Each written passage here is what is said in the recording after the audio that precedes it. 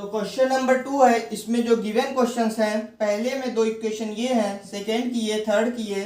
तो जो पहली इक्वेशन है इसमें अगर आप a1 a2 b1 b2 c1 c2 को कंपेयर करें तो हमारे पास आएगा 5/7, ये हो जाएगा a1/a2 और 4/6 माइनस इक्वल्स टू b1/b2। तो क्लियरली यहाँ पे विजुअल है कि a1/a2 is not equals to b1/b2। तो इसमें हम लोग कह देंगे the given lines are intersecting at one point. तो हम लोग सेकेंड पार्ट पे मूव करते हैं। इसमें जो a1/a2 की वैल्यू है वो है 9/18 which is nothing but 1/2। b1/b2 की वैल्यू है 3/6 which is nothing but 1/2 and c1/c2 की वैल्यू है 12/24 विच इज अगेन 1/2। तो तीनों को देख के पता चल रहा है कि a1/a2 is equals to b1/b2 is equals to c1/c2। ये कंडीशन हम लोगों ने भी समझा कि ये कंडीशन है कि the given lines are parallel in nature. अब ऐसे ही हम लोग पार्ट 3 की तरफ मूव करते हैं। तो इसमें a1/a2 की वैल्यू हमको दिख रही है कि a1/a2 is equal to 6/2 which is 3/1। b1/b2 की वैल्यू है -3/-1 विच इज अगेन 3/1 और c1/c2 की वैल्यू है 10/9। तो इसमें क्लियरली विजुअल है कि b1/b2 is not equal to c1/c2। तो इसमें हम लोग कहेंगे कि the lines are. Question number 2 complete हो चुका है। क्वेश्चन नंबर 3 में हम लोग से पूछा जाएगा कि जो लाइंस हैं उनके कितने सॉल्यूशंस होंगे। तो चलिए क्वेश्चन नंबर 3 की तरफ मूव करते हैं। नाउ हम लोग क्वेश्चन नंबर 3 पे मूव करते हैं। तो इसमें हमको डिटरमाइन करना है कि जो गिवन इक्वेशंस दी गई हैं ये कंसिस्टेंट हैं और इनकंसिस्टेंट हैं। तो कंसिस्टेंट का क्या मतलब होता है कि कोई भी गिवन लाइंस ऑफ इक्वेशंस अगर उनका कोई भी सॉल्यूशन है, एक या एक से ज़्यादा, वो फर्क नहीं पड़ता, तो उसको कहेंगे कंसिस्टेंस। और अगर कोई भी गिवन लाइन है उसकी जीरो सॉल्यूशंस हैं या नो सॉल्यूशंस हैं तो वो होंगी इनकंसिस्टेंट। तो हम लोगों ने भी पीछे ऐसे समझा। तो हम लोगों को पता है कि जो पैरेलल लाइंस होती हैं उनके जीरो सॉल्यूशन होते हैं। तो सिंपली जो लाइन पैरेलल्स होंगी वो होंगी इनकंसिस्टेंट, और अगर लाइन कोइंसिडेंट है या इंटरसेक्टिंग एट वन पॉइंट है तो वो लाइंस होंगी कंसिस्टेंट। तो जो पहला क्वेश्चन है इसमें हम लोग वैसे ही कंपेयर कराएंगे। तो पहले क्वेश्चन में a1/a2 हम लोग देखें तो a1/a2 है 3/2, b1/b2 है 2/3। ये यहाँ पे नॉट इक्वल है तो लाइंस हो जाएंगी इंटरसेक्टिंग एट वन पॉइंट।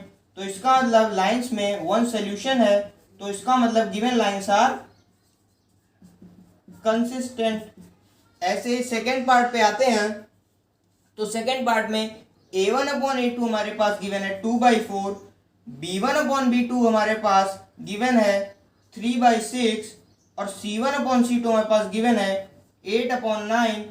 तो ये तो आपस में इक्वल है दोनों, क्योंकि 1/2 है, पर ये इक्वल नहीं है।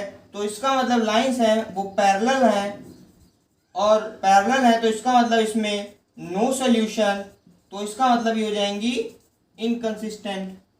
ऐसे ही थर्ड पार्ट पे आते हैं।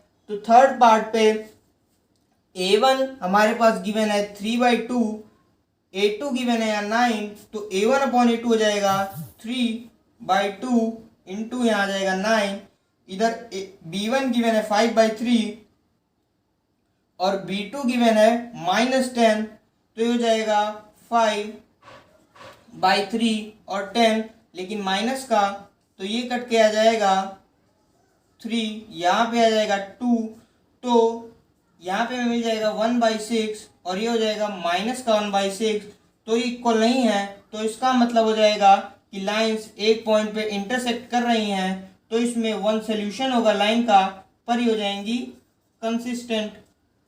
ऐसे ही फोर्थ पार्ट पे मूव करते हैं। तो जो a1/a2 है वो है 5/-10।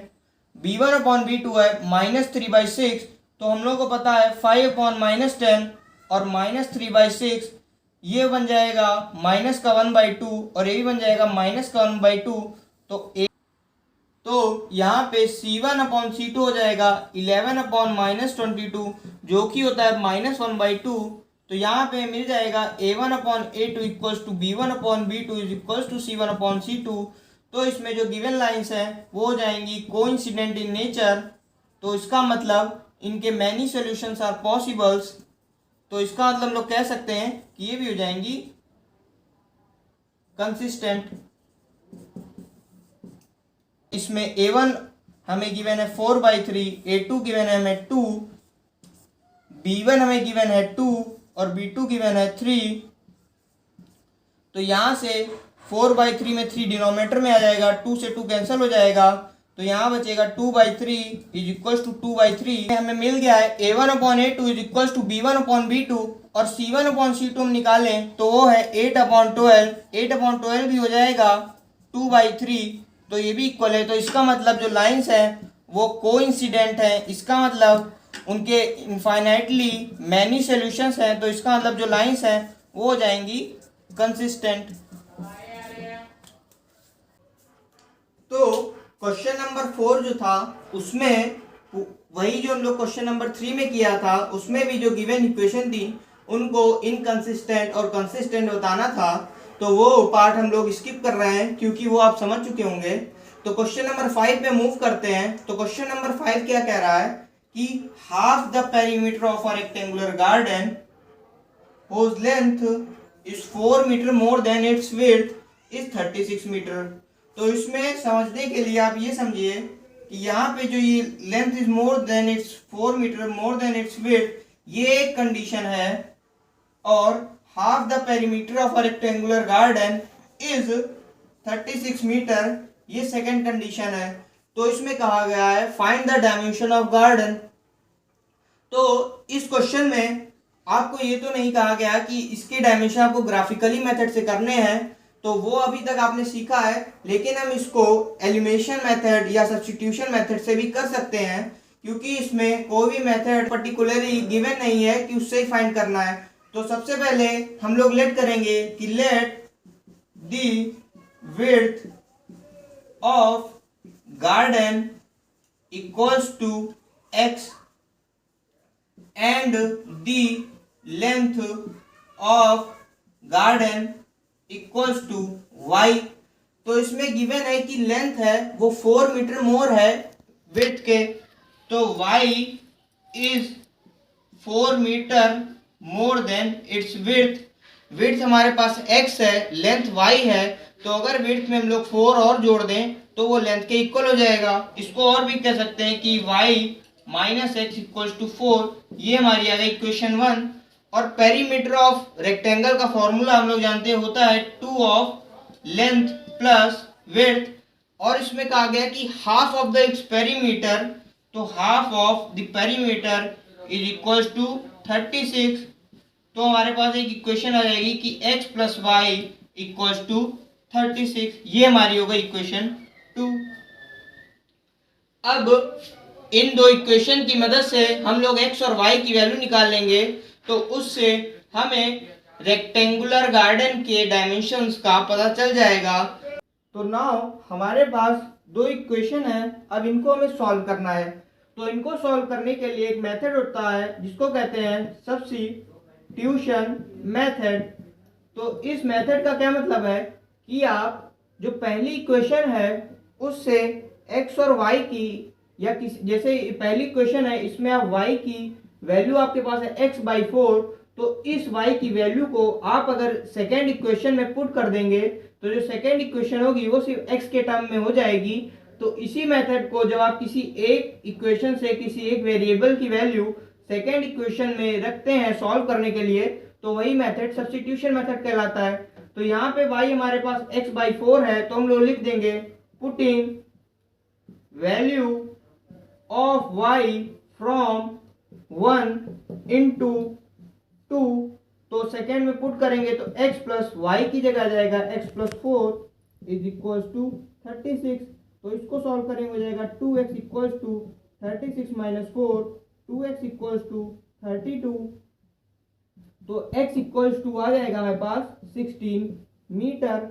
और हमें पता है कि y is 4 metre more than x, तो y हमारे पास आ जाएगा 16 प्लस 4 दैट इज 20 मीटर। तो ये हमारा क्वेश्चन नंबर 5 सॉल्व हो गया है। हम लोग लिख देंगे the required dimension of a rectangular garden are 16 metre and 20 metre. बोले काम आपका सुना, कुछ को ना पता मैं कौन हूँ, मैं करता क्या हूँ, पर मैं दूं खुशी से फोटो, क्योंकि मेरी ना भी एक गुना, खाना खाना भी गुना, खाने जाना भी गुना, किसी